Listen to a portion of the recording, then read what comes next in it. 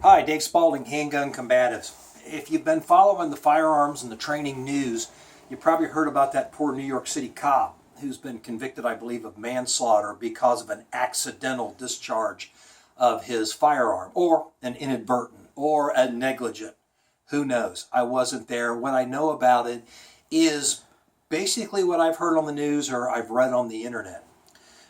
The information that I have seen has made me think that it was probably a negligent discharge due to an involuntary muscle contraction, or what is also called an interlimb response. It was a phenomenon that was discovered by Dr. Roger Anoka back in the mid-1980s. And without getting too deep into the whole science and physiology and biomechanics of it, it's basically what one side of the body does, the other side will do to a lesser extent. And in the case of firearms, you may have a handgun in your hand and you may have your finger off the trigger and on the frame. But if something makes you convulsively grip, almost a spasmic, startle-like grip with the support hand, the other hand will clench. And according to Dr. Anoka, that clench can be as much as 25% of your total hand strength. Now, you're thinking, wow, 25%, that's 25 pounds. That means I'd have to have 100 pounds of grip strength. You would be surprised how many of you out there, both male and female, have 100 pounds of grip strength. And even if you only have 80 or 90 pounds of grip strength, that 20 to 25% of convulsive action of your shooting hand is going to override the trigger on most every modern combative firearm out there.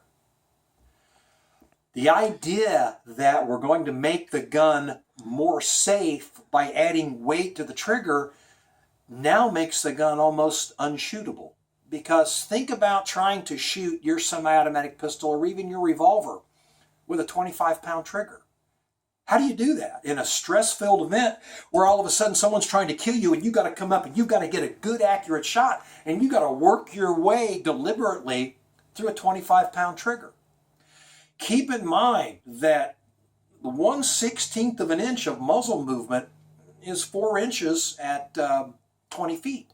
So instead of getting a good centered shot, you're now out here.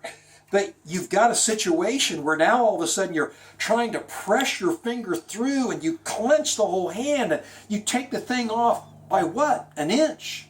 Well, that's how people shoot your target stands at 15 feet, because they come up there and they go wham when they try to press the trigger. The hand is designed for 4 fingers to oppose a thumb. And to try to independently work this finger without working the rest of them, well, all of you out there that shoot realize that's really difficult. Can you imagine having to reach way out here with the trigger finger geometry, press through a real heavy trigger without clenching the rest of your hand? It's almost impossible. So before you start, bad rapping people for, how they had a negligent discharge, find out why they had the negligent discharge and understand it's very, very difficult to overcome an involuntary muscle contraction. Well, Dave, you want to keep your finger off the trigger. You do. You want to keep your finger off the trigger. But again, keep in mind that 4 fingers oppose a thumb. And as the hand tightens, I have to physically keep that spread in there.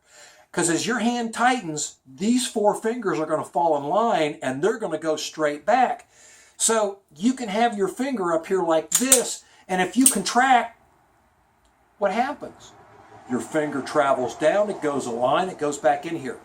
Look, people advocate keeping your finger on the frame. I've seen people advocate putting your finger up here in the ejection port, bending the finger. All of that stuff is fantastic. Don't misunderstand. You have to teach something to try to get people to register their finger off the trigger when they're moving. But if you reach out and this clenches and that slams into the trigger, it's going to come down, it's going to go in line, it's going to go back. And there's very, very little you can do about it. Keep that in mind. Mas Ayub, for that very reason, has advocated for a number of years to bend your finger and use the tip instead of the pad to engage.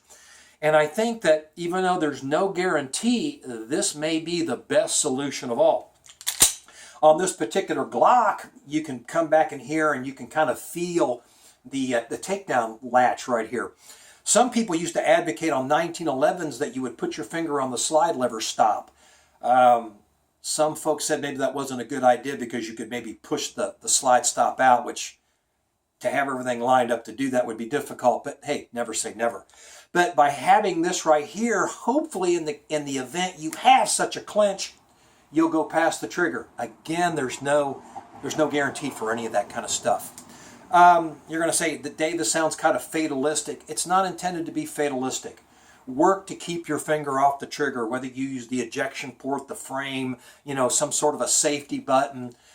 But understand that if you do have a situation where you slip or you clench or do something and your finger slides off, it could end up on the trigger and boom. Which is all the more reason that unless you're on target and shooting, that you keep the muzzle in a safe direction. If you're running and slip and fall, boom, you want that round to go into the ground. So keep in mind that Flawless 4 of firearm safety is not just for on the range, they're lifestyle safety rules for just general gun handling. So I hope this helped you a little bit with involuntary muscle contraction, inner limb response, understanding how it works. And if I gave you some information, glad I could. If you've got a hater message, yeah, right down there's the place to do that. Go ahead. I don't read them anyway. Just no reason to have someone slam you. So anyway, Dave Spalding, Handgun Combatives, I hope this helped you out.